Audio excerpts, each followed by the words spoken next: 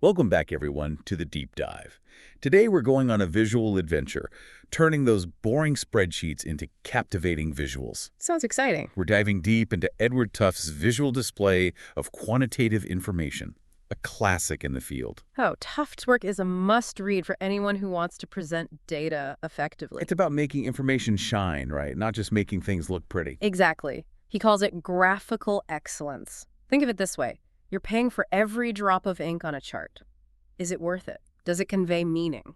I like that. So no wasted space, no unnecessary elements, just clear communication. Precisely. Tufte points to pioneers like Playfair, Menard, even Marais as masters of this. They were embracing simplicity and storytelling in their visuals even centuries ago. It's amazing how far back data visualization goes. I mean, people were creating data maps in the 17th century. It is fascinating. But get this, the first economic time series, plotting economic data over time, wasn't done until 1786. Wow, imagine trying to understand economic trends without being able to see them visually. That's mind-blowing. And speaking of groundbreaking visuals, didn't Edmund Halley, the guy who predicted Halley's Comet, create some amazing maps too? He did. In the late 1600s, incredibly detailed wind and monsoon maps. They were revolutionary for navigation, trade, and literally changed how people moved around the world. Data visualization shaping history from the very beginning. I love it. And speaking of history-changing visuals, what about Dr. John Snow's cholera map of London? That was a game changer. Oh, a classic example of data as a crime-solving tool. By mapping cholera cases, he pinpointed a contaminated water pump. His map literally saved lives. Talk about impact.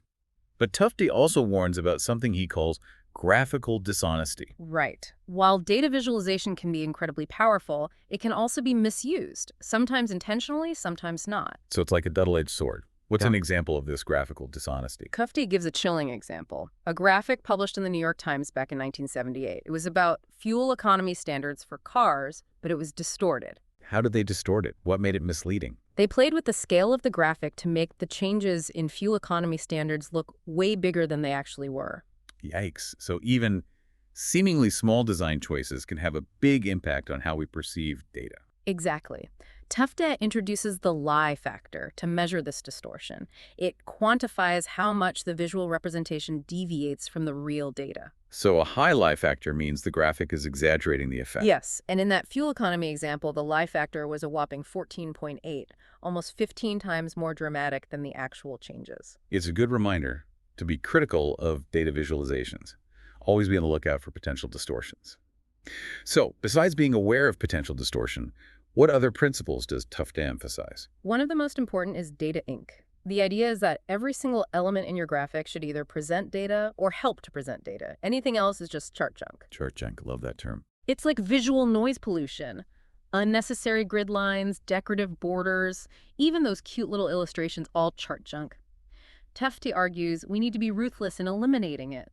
Maximize the data ink. Minimize the distractions. It's like cleaning up a messy room, making the information stand out. Precisely. Imagine looking at an EKG reading, that dense web of lines. But if you strip away all the unnecessary ink, the key data patterns suddenly become much clearer. Great example. So it's not about making things look pretty, it's about making the information shine through.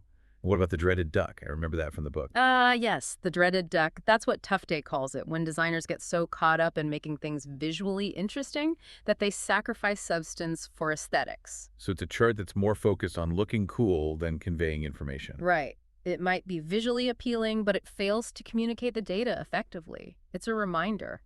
The goal of data visualization is to inform, not to win design awards. Yeah, definitely going to be on the lookout for those ducks from now on. It's a trap that's easy to fall into. We all want our work to look good.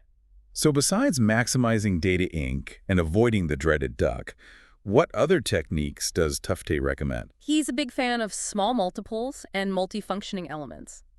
Let's start with small multiples. They're a great way to compare and contrast information visually. Okay, give me an example. Think about those car reliability ratings from Consumer Reports. They use small multiples really well.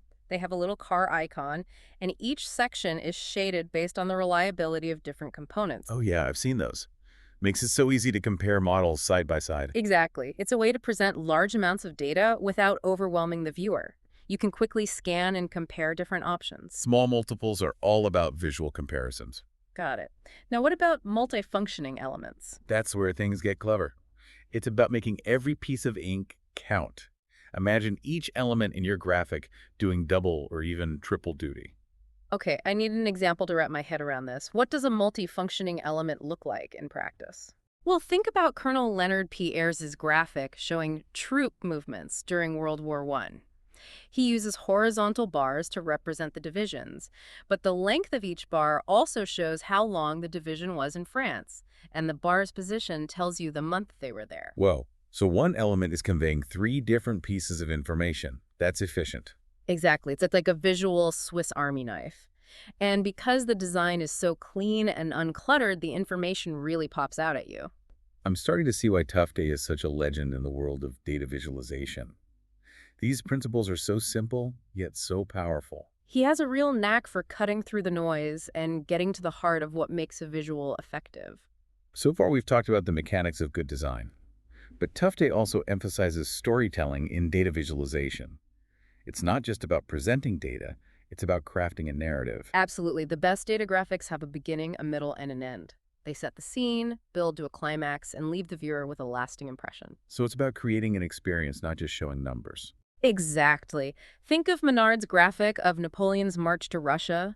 The shrinking line representing the army size as they march it tells a story. It's a tragic tale of ambition and loss, all told through data. Wow, that's powerful. You can almost feel the history in that graphic. Mhm. So besides choosing the right chart type and maximizing data ink, how can we incorporate narrative? Tufte suggests things like sequencing information carefully, using visual cues, annotations, even strategically using color and typography. It's like weaving a tapestry of information and design. That's a great way to put it. But with all the fancy data visualization tools we have today, are Tufte's principles still relevant? Absolutely. In fact, I'd argue they're even more important now. With so much power to create stunning visuals, we also have the power to mislead. Tufte gives us a framework for responsible design. It's like having a superpower. You need to use it wisely. Exactly. On a more positive note, what are some exciting opportunities these new tools offer? We can create interactive visualizations, immersive experiences, even use data to tell stories in virtual reality. It's like opening up a whole new dimension for data storytelling. Exactly. So it's less about static charts and more about dynamic experiences. Precisely. And these tools are becoming more accessible so more people can share their ideas in a compelling way. That's what I love about data visualization. It can make complex information accessible to everyone. It has the power to democratize knowledge and empower people to make better decisions. So as we wrap up our deep dive into Tufte's work, what are your final thoughts for our listeners? The most important thing is good data graphics are about more than just aesthetics. They're about clarity, integrity, and respect for the information. Beautifully said. And by embracing those principles, we can create visualizations that inform, enlighten, and inspire. Thanks for joining us on this journey. We hope you've gained some valuable insights that you can apply to your own work. It's amazing how far data visualization has come, from those early maps to the interactive experiences we have today. It really shows our need to understand the world around us. And as technology evolves, the possibilities for data visualization will keep expanding. Before we wrap up, let's make sure we've covered everything. We've talked about graphical excellence, data ink, chart junk, and the dreaded ducks. What about Tufte's idea of small multiples? Small multiples are all about comparison.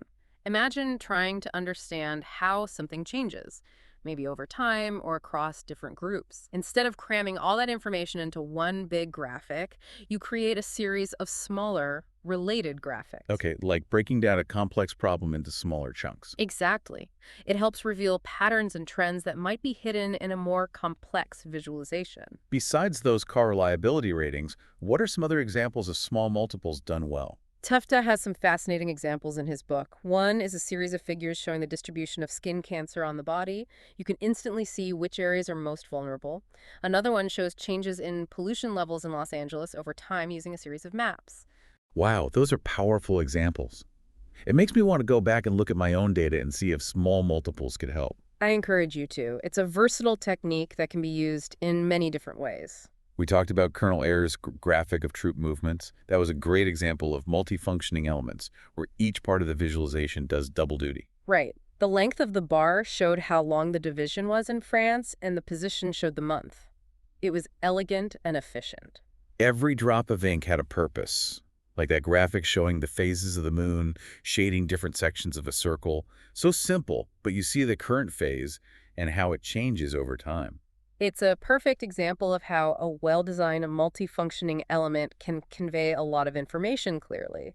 And it speaks to Tufte's idea of maximizing data ink. It's like form and function working together perfectly. Exactly. So as we wrap up this deep dive into data visualization, what are your final thoughts? I think the biggest takeaway is that good data visualization is about more than just rules or software.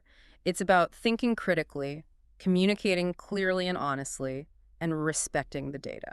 Beautifully said. It's been a pleasure exploring these ideas with you. Likewise. And for our listeners, we hope you've gained some insights that will help you create visualizations that are both beautiful and meaningful. Thanks for joining us on the deep dive.